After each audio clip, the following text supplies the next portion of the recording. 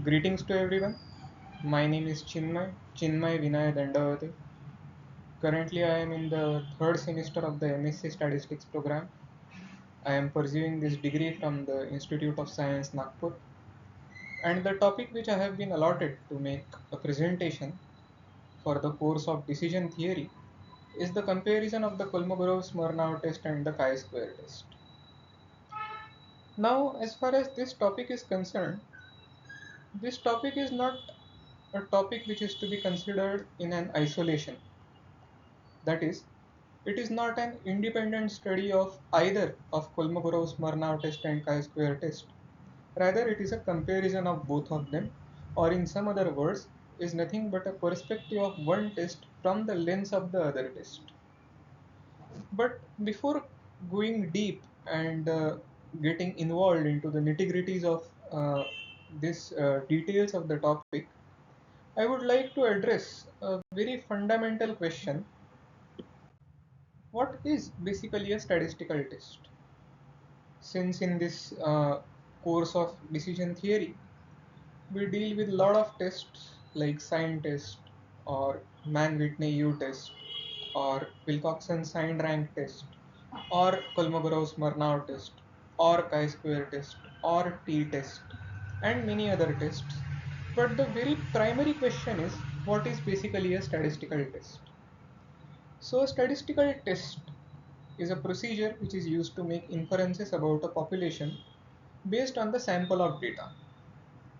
We have a very large population and it is almost impossible to literally examine each and every element of that large population. So we take a small sample of that population, which is almost like a representative of that population. We apply a certain test to that particular sample which is drawn, and it helps to determine whether the hypothesis which is decided about that particular parent population is supported by that data obtained from the sample or is otherwise rejected by the data which is obtained from that sample. Now the key components or the paraphernalia which is required for making a test are as follows.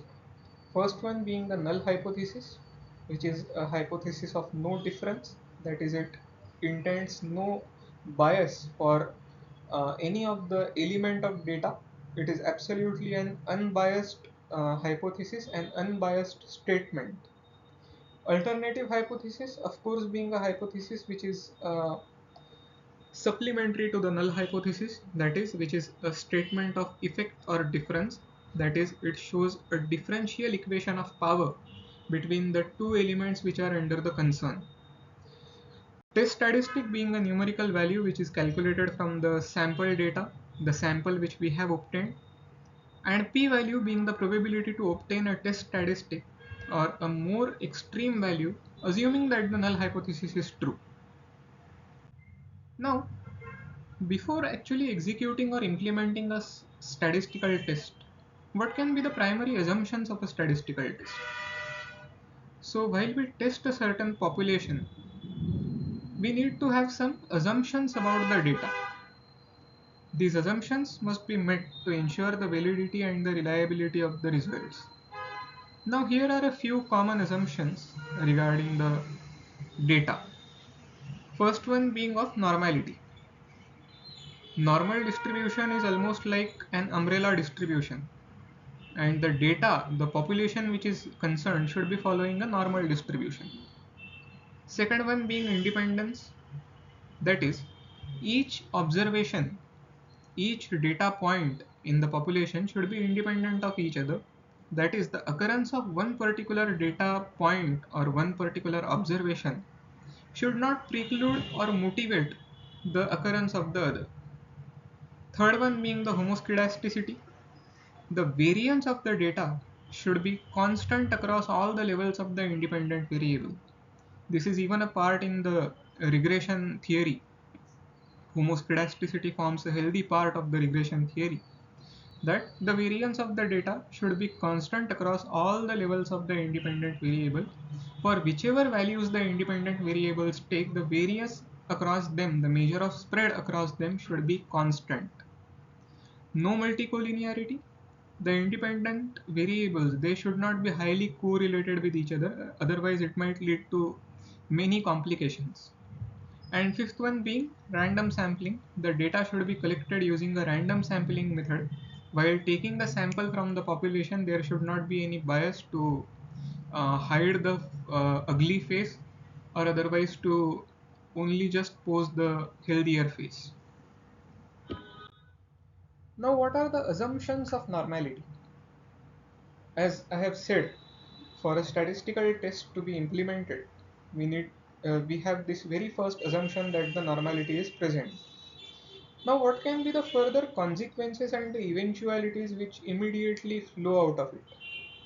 So, firstly, there is normality present, and second one, of course, is that normality is not present. In other words, the normality is absent.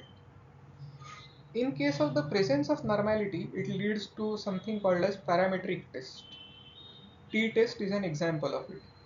However, if normality is absent in the population from which the sample is to be drawn for the consequent test, it leads to something called as non-parametric test.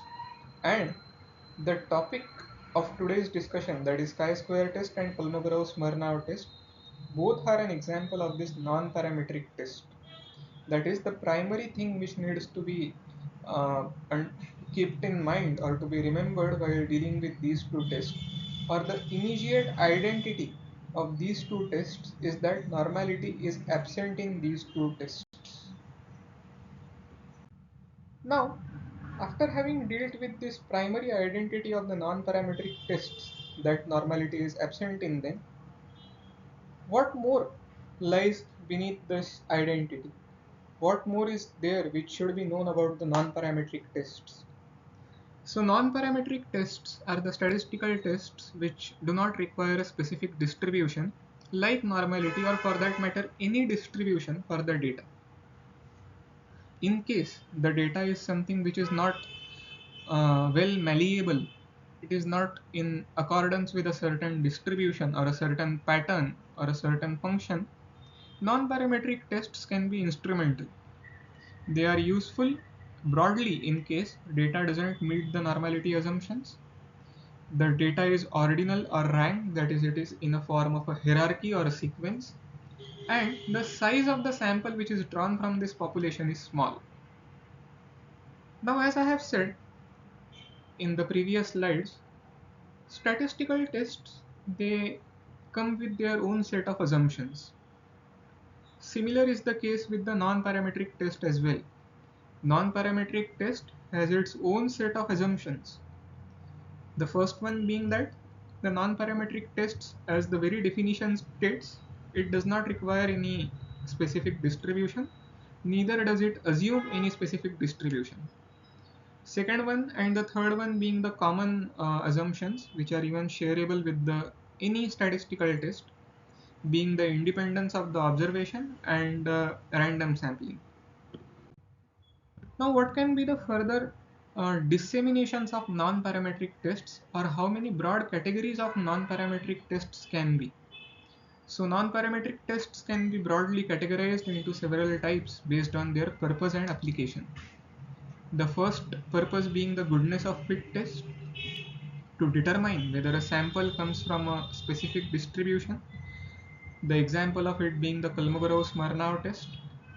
To test the independence, to determine whether two or more variables are independent of each other, for which we use the chi-square test.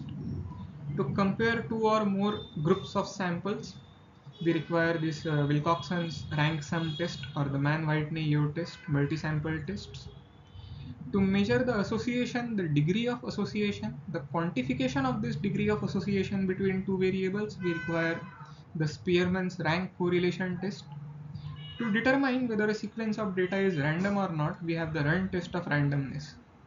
So these broad categories of non-parametric tests provide a range of tools for analyzing the data without requiring normality or other specific distributional assumption.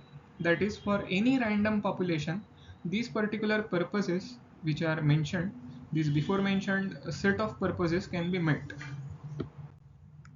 Now we come to the actual, now we start coming to the actual topic. as the topic is a comparison between the chi-square test and the Kolmogorov Smirnov test, I would like to discuss in brief as to what is chi-square test, chi-square distribution first. So a chi-square distribution with k degrees of freedom is the distribution of the sum of squares of k independent standard normal variables. That is, we have k standard normal variables which are abbreviated as SNVs, which are independent of each other. We square each of them, we add them to find a chi-square distribution with k degrees of freedom. It arises naturally when you square and sum the independent standard normal variables. Here is also an example of it. If z1, z2, z3 and so on up till zk are independent standard normal variables, then z1 square plus z2 square plus z3 square and so on up till zk square has a chi-square distribution with k degrees of freedom. Now how can chi-square test be followed from the chi-square distribution? Chi-square test, on the other hand, is a statistical test which uses the chi-square distribution as its null distribution. That is, in case of no difference, the element which is under test would be following this chi-square distribution. While chi-square test is also often used as a non-parametric test, its connection to normality in its very definition is somewhere a bit paradoxical. Now the key point here is that the chi-square test's non-parametric nature, it refers to the fact that it does not require normality assumption, or for that matter assumption of any particular distribution for the original data, for the data from which the sample is drawn. Instead, the test relies on the asymptotic theory and the chi-square distribution's properties. In other words, while the chi-square distribution is related to normality, the chi-square test itself is robust to non-normality in the original data, making it a non-parametric test, and on the higher end a useful non-parametric test. Now the probability density function of chi-square distribution with k degrees of freedom is given as follows. We have a very well defined mathematical function for it, and the mean equals the degree of freedom, and the variance is twice the mean or twice the degree of freedom. When we try and compare two chi-square distributions, we find that it has a minimum value. In case of 2 degrees of freedom, the minimum value is 0, and there is no such well-defined maximum value. There is almost no maximum value. For 1 degree of freedom, the minimum value is somewhere following a symptote pattern. That is, it is almost tending for infinity. Whereas when we compare three chi-square distributions, for the red curve, uh, if we see the mean or the degree of freedom, which is defined as mu, it is at the peak here somewhere, which falls near to 3. The variance, it is twice this mean, that is 6. That is, if you measure this spread, it will turn out to be 6. The mode, that is the highest frequency of certain observation, is k minus 2, that is 3 minus 2, which is as good as 1. In case of white curve, the mean, which is the degree of freedom, it is equals to 6. It is somewhere equals to 6. The variance, it is twice this mean, which is as good as 12. The mode, it is k minus 2, that is 6 minus 2, which is equals to 4. For green curve, we have the mean as 12, the variance as twice the mean, that is 24, and mode as k minus 2, that is 12 minus 2, which is equals to 10. Now, after having dealt with this chi-square test in brief, now we come to the another half of this seminar or this presentation.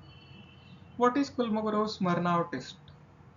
Kolmogorov Smirnov test again is a non-parametric test which is specifically designed to determine the goodness of fit. It is one sample test but more efficient than the chi-square test in case there are small samples, that is the the number of observations included in the sample is less than 30. It can be used for very small samples where chi-square test does not apply or seems to become dysfunctional. It compares the data with a known distribution and lets you know if they have the same distribution. That is, it tries to find the resemblance between a known distribution and the data which is given to you.